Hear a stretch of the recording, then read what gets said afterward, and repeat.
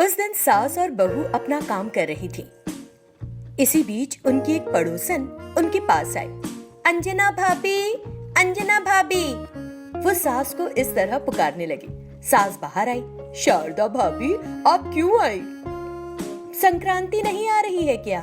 मेरे बच्चे घर आ रहे हैं और उन्होंने अनरसे बनाने के लिए कहा है, लेकिन मैंने इससे पहले कभी बनाए नहीं हैं। पूछने आई थी। हाँ, मुझे पता है अनरसे बनाने की विधि। बस सभी चीजें तैयार रखना, मैं आकर उन्हें बना दूंगी। ठीक है। वो निश्चिंत होकर हाँ कहती है और वहां से चली जाती है। बहू ने उनकी बातचीत सुनी। अरे बहू, मैं 1 घंटे में लौट आऊंगी। तुम तब तक घर के काम निपटा कर रखना। टीवी देखने मत बैठ जाना, नहीं तो सारा काम पड़ा रह जाएगा। वो कहती है ठीक है और सास चली जाती है। उसके बाद वो शारदा के घर गई और अनरसे बनाने लगी। उस घी के अनरसों की खुशबू बहू तक पहुंच गई। लगता है सास घी में तल रही है अनरसे। मैं तो अगर नहीं खाने को मिले तो इस खुशबू को सूंघ सूंघ कर मर ही जाऊंगी। कुछ करना होगा, वहां जाकर देखती हूँ। वो वहां जाती है। सासू माँ, नमक और काली मिर्च के डब्बे कहाँ रख दिए आपने? वे अपनी जगह पर ही है। सच बताओ, तुम अनरसे खाने आई हो ना? हे भगवान, नहीं, सच में डब्बे नहीं मिल रहे थे मुझे, इसीलिए आई थी। और अनरसों की तरफ देखती है।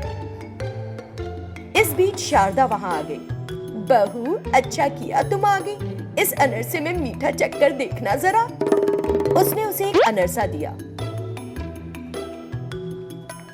ओहो, बहुत गर्म था, ये मीठे का पता ही नहीं चल पाया। एक और दीजिए ना। उसने एक और ले लिया और उसे खाया। ओह, इसमें इलायची बहुत ज्यादा हो गई थी, एक और खाकर बताऊंगी।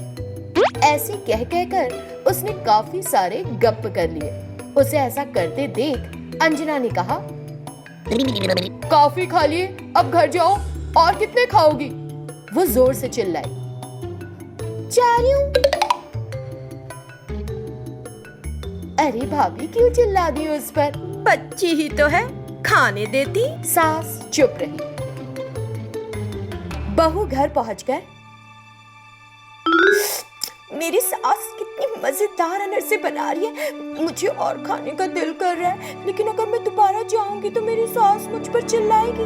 एक काम करती हूँ, मैं एक छोटी सी लोहे की छड़ लेकर जाती हूँ। रोज रोज थोड़ी ना बनते हैं, और खिड़की के अंदर छड़ डालकर मजे मजे से खाऊंगी। वो लोहे की रॉड लेती है और वहां जाकर खिड़की से अनरसे निकाल लेती है और उन्हें खाती है। ऐसे मजे के अनरसे हैं। उसके बाद फिर कुछ और निकालती है और खाती है। थोड़ी देर बाद सास ने ध्यान दिया, अरे इतने सारे थे, कहाँ चले गए? उसने बाहर जाकर देखा कि उसकी बहू एक जगह पर बैठकर उन्हें खा रही है। अरे तुम चोरी करके खा रही हो, ये अनरसे हमारे नहीं है। क्यों पीछे पड़ गई हो इनके? अगर शारदा ने देख लिया तो क्या सोचेगी? सास के कहने पर उसने ध्यान नहीं दिया और खाती ही रही। इस बीच शारदा वहां आई और उसने देखा, अरे प्रमिला, तुम यहाँ क्यों बैठकर खा रही हो? अंदर आ जाओ और अच्छे से जितने चाहो उतने खा लो। वो उसे अंदर ले गई और बहू ने और कई अनरसे सटक लिए। तुम ऐसे क्यों खा रही हो? तुम्हारा पेट है या टंकी? सासू माँ, मेरे खाने पर नजर मत लगाओ, गंदी बात। और वो अनरसे खाना जारी रखती है। फिर शारदा अपने मन में, हालांकि अंजना भाभी ने उसे कितनी बार कहा, लेकिन उसे कोई फर्क नहीं पड़ रहा। लगता है कि एक भी नहीं बचने देगी। उसे बुरा लगने लगा। बहू ने सारे के सारे अनरसे खत्म कर दिए। आप लोग मुझे ऐसे क्यों देख रही हो? अनरसे के कुछ टुकड़े बच गए हैं आंटी जी, वो मैं शाम में आकर खा लूंगी। ठीक है, मैं जा रही हूँ। शारदा और अंजना भौचक्की रह गई। बहू वहां से चली गई। सास घर आई और बहू से,